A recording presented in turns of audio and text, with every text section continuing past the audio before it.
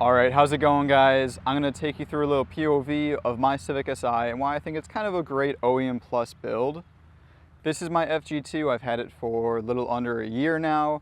It's got about 40,000 miles and is near stock. It has suspension mods. It has coilovers from Annex Suspension, nice sticky tires. They are not, track tires by any means. They're 340 treadwear. Conti, what are they called? ExtremeContact 02s, so the new version technically. Lighter wheels, Konig, Hypergram 17x8, ET45. I have a 5mm spacer in the front to make it a little bit more flush, but it's definitely a very conservative setup. Go ahead and show the engine bay, even though, well, as you're about to see, there's not much to look at. It's, yep. It's an engine bay, it's stock. The only real modification that you can see is just an engine mount here. This is from Hasport. I believe it's a 70A durometer. I also have a lower engine mount as well, which is 70A as well. So pretty easy. Definitely a very stock looking engine bay. Go ahead and go around to the inside. Stock seats, stock everything, very much, again, it's pretty basic, but I think it's pretty well done. I mean, this car already drives pretty nicely as a stock car, and now it's driving even better. I did a lot of transmission work. Number one, flushing the old transmission fluid with OEM Honda MTF was a really good addition. Arguably, that's the best thing that you can do. Now, the transmission shifts cleanly. I did bushings, I did detent springs. I also did a clutch master cylinder, but it's back to stock now because I actually prefer the stock feeling clutch. So that's that story. But yeah, no, let's go for a little drive, show you guys what it's like.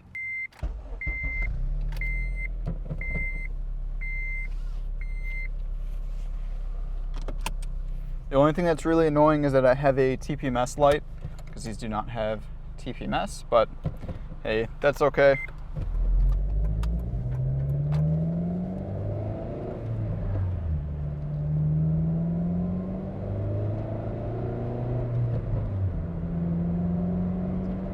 The one thing that I really want to get eventually is an exhaust. I actually had a full race exhaust, but I couldn't really deal with the drone. I thought it kind of ruined the experience. It made it kind of a pain to drive for more than like 30 minutes. So I'm kind of working on figuring out an exhaust solution, but right now it's completely stock, very quiet. I actually really like the K series because they have a lot of engine noise, like just regardless as like a stock car, which sounds really great. So if I can get an exhaust, and then also I have an intake that I'm about to install, that would be perfect. I think the car will be in like the best spot it's ever been, and I'm probably gonna stop there, to be honest. The full list of everything I've done isn't going to be in the description, by the way. It's kind of hard to like roll through everything just instantly. This has all happened over the course of like 6 months, so I don't know, it's hard to remember everything. I think what could I recommend the most? So I think changing out the stock shocks and springs is probably one of the best things that you can start with. Whether you're going with a coilover setup or you're doing maybe like a Konig shock and a lowering spring, I think changing out those really helps this car out a lot. I did not like the stock suspension one bit, so definitely recommend that. I also think a rear sway bar is incredibly important. I feel like this car has completely changed with just the addition of a rear sway bar. It feels like it actually wants to turn now, whereas before it was like you would turn the wheel and it would just be kind of like, I don't really want to, but I guess I can turn for you. Now it actually kind of wants to turn in, so definitely recommend that. And then as well, just changing out all the suspension bits really did help a lot. It feels a lot more confident to get into every single gear. You're not, you're not grinding as much, and it makes the entire experience a little bit better.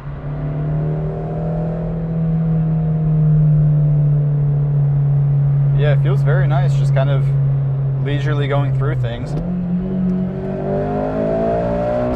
then when you want to go fast, it's ready for it.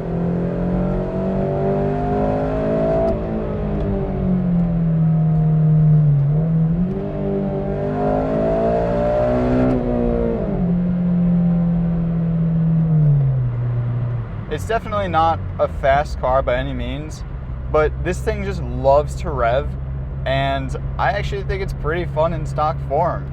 Right when you hit about like 6,000 RPM, VTEC comes in and the car just lurches forward. Before that, it's a little bit hard to get excited about it. You don't have a whole lot of power down low, but that's the beauty of this engine. It wants you to kind of just rev it out endlessly. And I find myself downshifting way more than I actually need to, because it's just kind of fun to be in the higher RPM. Like back there, I didn't need to be in second gear, but I wanted to. So what are my next plans for the car? I touched on it a little bit, but I want to do an intake and exhaust. I'd like to do a header, but I'm not entirely sure yet. I also really just am excited to take this to track, because I have a feeling I'm going to kind of see what it needs once I have this out on track. I think one of the issues is that taking a car on the street, you can't really get a whole lot of feel for like what it needs. But once you're on a track and you're actually going watt all the time and you're actually cornering without worrying about, you know, going off the public road or something like that, you really learn a lot about a car. So I think I'm gonna hold off until a couple days and then see how it goes. I'll be filming the entire day, by the way, for the first track day, so I'm actually really excited. This is gonna be my first kind of front-wheel drive car that I've owned that I'm going to be driving on track. I've driven front-wheel drive before on track, but never my own car, so I'm curious to see how it goes.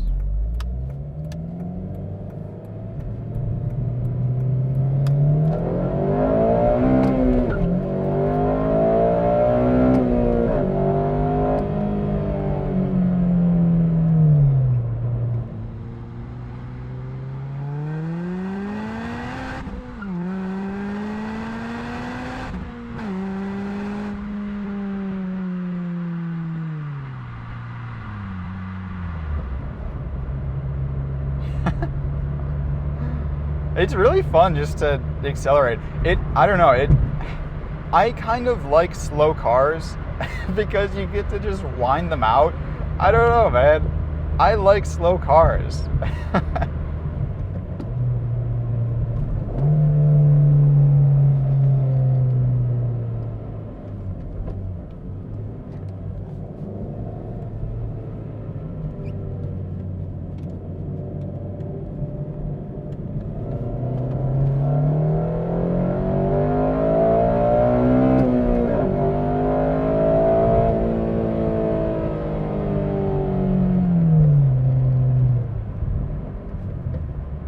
Yeah, I really am starting to kind of dig this car now. When I first got this, honestly, I wasn't a huge fan. I thought that it handled poorly. I thought that, I don't know, it did not seem like anything more than a commuter car with an okay engine. That's what it felt like when I first got this. Now that it's modified and now that I spent some time with it, I actually really enjoy it. It's not a sports car, in my opinion. It's definitely not. It's still a Civic. It is. However, when you do some suspension mods, when you fix the transmission and how it feels, it turns into a really nice and fluid and also kind of smooth car. And it's a fun experience. Like, I don't know. I am kind of digging this car now, and I thought it was going to be sort of like a temporary thing, but I actually really like it a lot. It's just like, just the simple pulls are even just so fun.